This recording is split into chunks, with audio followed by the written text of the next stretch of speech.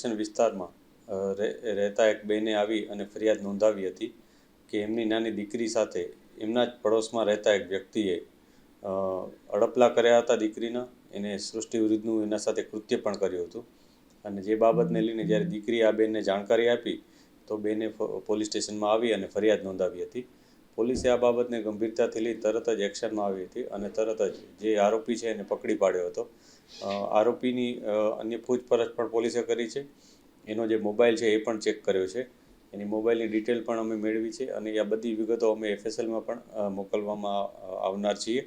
આ ઉપરાંત જે નવી જે ભારતીય ન્યાય સંહિતાની કલમો છે કે જેમાં 64(2), 65(2), 351 વગેરે મુજબની કલમ ઉપરાંત પોક્સોની કલમ 3, 4, 6 વગેરે કલમો ઉમેરીને આ ગુનો દાખલ કરવામાં આવ્યો છે.